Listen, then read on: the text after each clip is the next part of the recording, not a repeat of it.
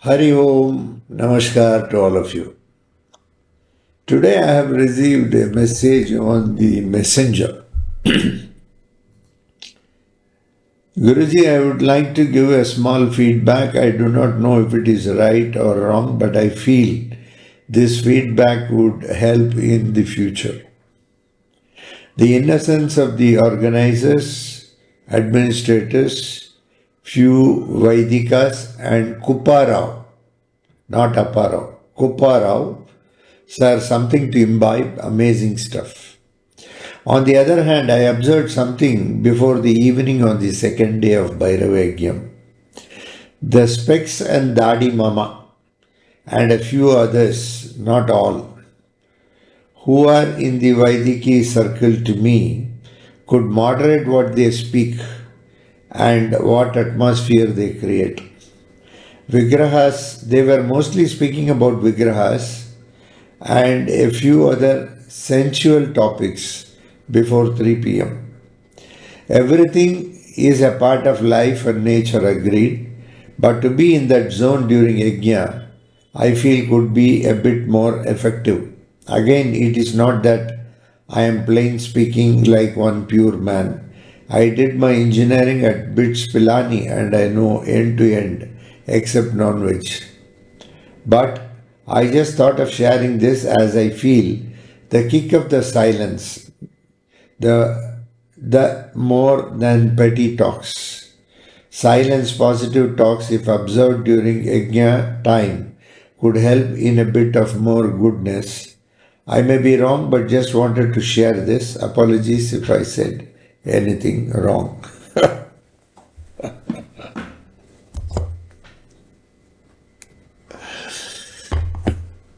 Yeah, what he says, there is some meaning in it.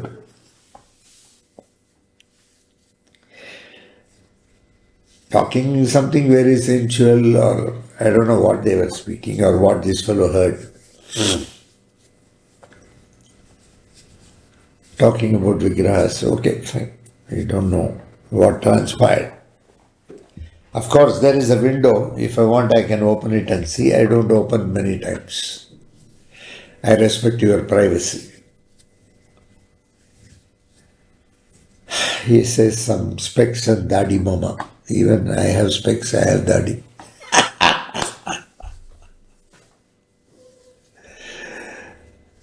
If something is going wrong, you feel otherwise, you can very well pull up those people. You can go and tell them, hey, don't talk like this. This is not the place to speak like this. Why did you keep quiet? Just to reserve it as a comment and make it as a complaint later to the Guru? It's not feedback. In fact, you are supposed to correct it. You are a part of the team.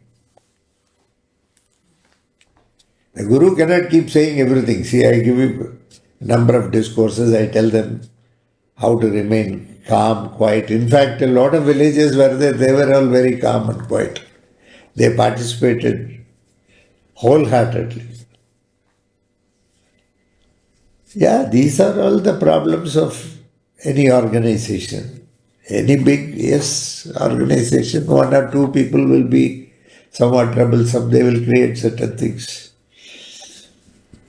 In fact, even during yajnams and all, I used to joke.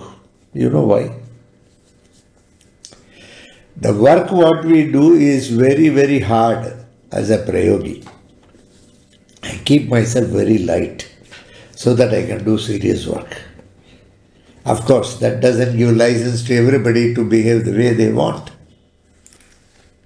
The master has got his own reasons to crack jokes or to be serious.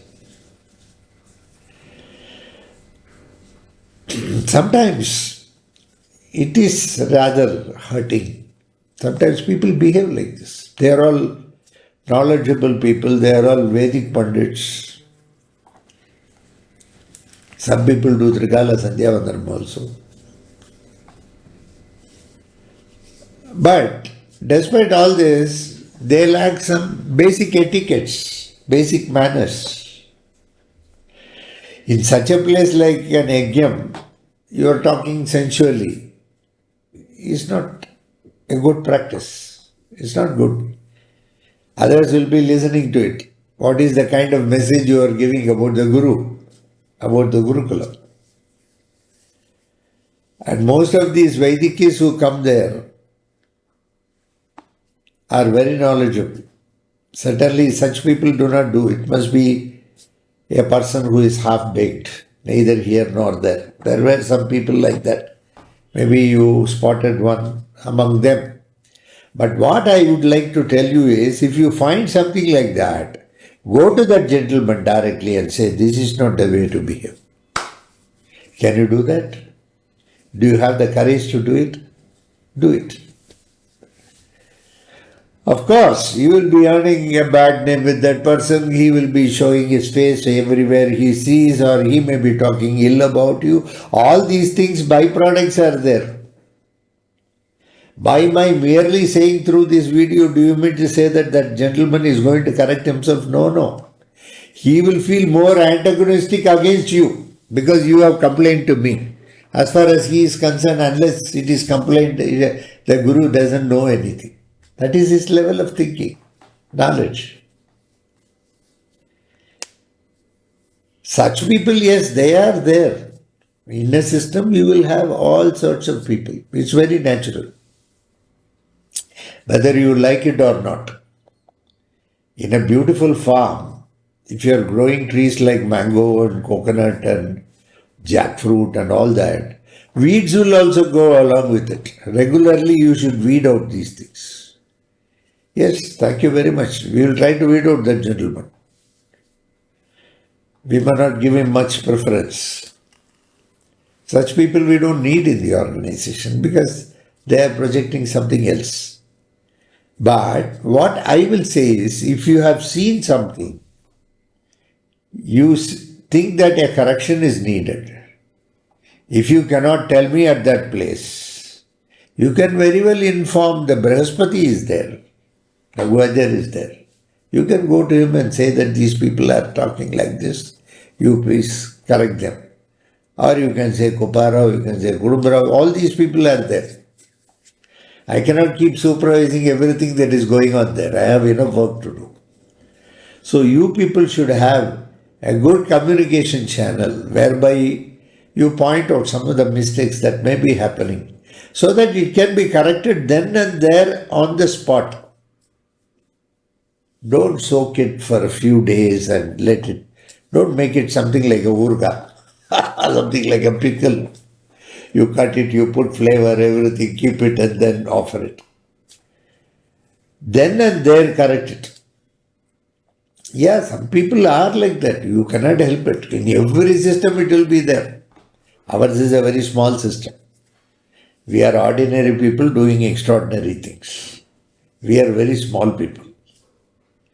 Of course, there may be some flaws here and there. I don't deny that. But you have to inform at the appropriate time, not once the occasion is over. There itself, if you inform it can be immediately corrected. That person will also remember what mistake he has committed. Today, he may not remember it also. They are all aged people. They are all old people. Not wise. Just by age is not going to give maturity.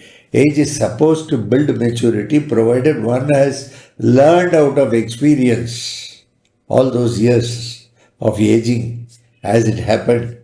If they have learned out of experiences, then naturally people don't learn. How well will they learn? They will not learn. People are always, at least some of them are always greedy, jealous, anger. All these people come to demonstrate how not to be or how one should not be. Of course, the positive vibes were 99% there. Probably this may be 1% like this, some vibes may be there here and there. You can't. Somebody was the other day asking how to avoid negative thoughts. Once you think you want to avoid, it will come more. That's the problem. World is totality. And thoughts, they come from all directions. That's why Rigveda said, let noble thoughts come from various directions, not all thoughts. Though we don't have a choice. You don't have a choice. Thoughts will keep coming. Thoughts is something different, deliverance is something different. You can't keep delivering what all comes to the mind. There must be some discretion. You must know how to. So when you express, whether that can be expressed at that spot or not, whether such an expression is needed or not, that is not the place to express certain things. That is the place, pure divinity, pure positivity. We are there to help everybody. You are a part of such a system. Having learned Vedas, Stotras, Slokas, you should also have learned a little bit of discipline as to where to keep your mouth shut. Is it not? That kind of a maturity must be there, where you can talk, where you should not talk. What to talk, what not to talk. Okay. These things everybody already knows. It's not that we do not know about it. We know it. But most of the time, we are not alert enough. So we slip. Probably that gentleman was not alert enough. And he slipped. But corrected then and there. Then and there completed. For whatever it is worth. Yes, there must be more positivity. But how to avoid negative thoughts? There is no way out. See, by default it is dark. A light is something which you have to create. If the room is dark, you must have some light. You should light a candle. That's an effort put in by you. By default it is darkness. The effort put in is positivity. Nobody can supply positivity. Nobody can inject negativity also. By default it is already there. It cannot be injected. But positivity needs to be created. See, when you drive a car, there will be an accelerator and there will be a brake also. For the car to go, always you must have the right leg on the accelerator. Okay, this is driving in India, so we drive right-hand drive. So the right leg, if it is left-hand drive, left leg will be there. Right-hand drive, the right leg will be on the accelerator. So as long as it is in the accelerator, the gaadi will keep moving, the car will keep moving. Suppose you want to suddenly brake, you remove the leg from the accelerator and you just put it on the brake. In order that you have continuous positivity, you should keep on accelerating. But negativity is just one instance. Just remove the leg and keep it on the brake pedal. Automatically it will stop. So negativity doesn't need continuous effort. But positivity needs continuous effort. So, how to avoid such type of thoughts? Is you must always pump in positive thoughts. Positivity inside you. You must keeping on pumping in. You have to self-motivate yourself that everything will be all right. You must have that kind of a motivation inside you. As you get motivated, you will be able to deliver much better things in life. You will be creating an environment where there will be a lot of positivity. And people will be always joyous and happy. When people are negative, they get depressed. And to counsel them, you need another fight and people to sit with them and they have to be told that everything is all right still. Then sometimes even some people need medication. Instead of one person being useful to others, many people have to sit with one person to cure the person of the depression. Because it is negativity there inside them and no positivity. Okay. Some instances will happen in life where we will not be always successful. Every failure will have a success behind, and for every success will be followed with a failure. It's very normal.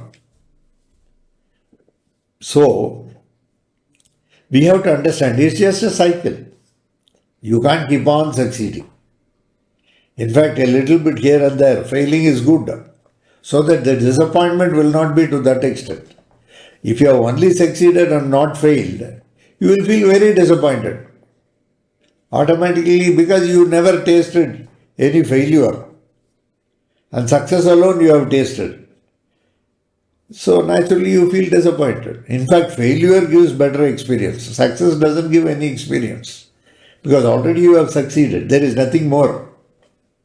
But whereas when it is a failure, you are made to think why it is failed. And what is the experience? What is the exposure you had? Yes, you should not have done like that. You learn out of failures. So, to develop positivity, one has to keep on accelerating it. So, like that, positive thoughts, yes, it has to positive, noble thoughts should surround us so that we are able to contribute better to the society, better to the world at large. Okay? So, whenever such things happen, you inform at that particular point of time to the person who is in charge so that they can correct. Okay. And people don't get corrected so easily also. I know somebody, I was talking about him only. But when he is saying to others, no, Guruji is not talking about me or my family, he is talking about, because it is inconvenient. When it is inconvenient to you, or when it is inconvenient to somebody else, let me not tell you, somebody else, what that person will do, that person will say that, no, they just deaf. They go deaf. They think, yeah, this is not for me. Because it is not comfortable. So somebody should talk in such a way that it comforts you. That will be acceptable. Somebody talking otherwise or reprimanding or saying this is not right is not acceptable, because the ego in the person doesn't allow the person to accept the reality. As long as one is very egoistic, they won't be able to see the reality of life. To see the reality of life, one has to be down to earth and practical. Then they will know the reality of life. Otherwise, reality will not be known. So, good things to learn and implement, good things to deliver, one has to definitely have known the reality of life. One should have lived a life down to earth. Such people can really appreciate positivity. They can give hope to others. You have to give hope to others. People have to live this life. So giving hope, yes, of course, hope must be there, but expectation must not be there. Desire must be there, expectation must not be there. Without expectation to live, you will learn as you live the life. Okay. The desire to live life is very much needed. But greed should not be there. So, positivity to develop, one has to be down to earth. One has to look at life 360 degrees. Not just 45 degrees or 30 degrees. Having a blinder and looking, yes, having a blinder and to look at certain things just to concentrate at that particular point of time, I agree. But that it cannot be life. 360 degrees, sometimes we just look at 45 degrees, 30 degrees and start commenting. You should not comment. Because 360 degrees we do not know. Rest probably another 315 degrees or 320 degrees, 330 degrees, you do not know. By merely knowing 30 or 45 degrees, we give sermons, we give conclusions, we give judgments. You are not here to judge. Yeah, you can have an analysis, you can get to know internally what is what. But even if you conclude, even if you judge, you are not here to deliver. You are not here to deliver. You are here to learn out of it and correct yourself. So people can correct themselves provided they can look at reality of life. One who always feels that he is right can never correct himself because already he feels he is right. So even this gentleman, if you point out how much he will be able to understand, that's $1 billion question. Please remember.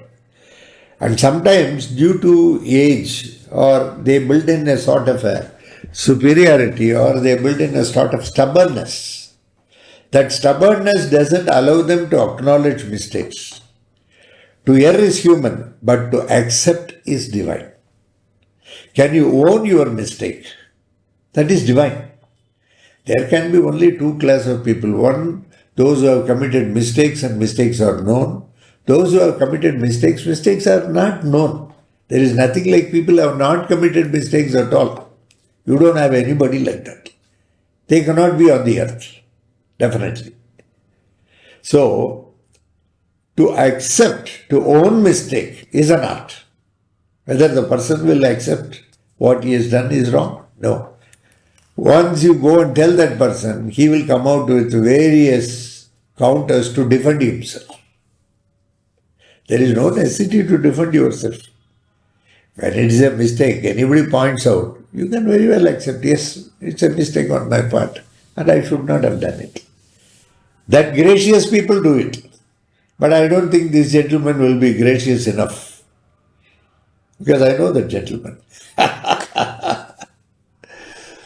The problem is, they all live in a superficial world thinking that they are always right and whatever they do is final.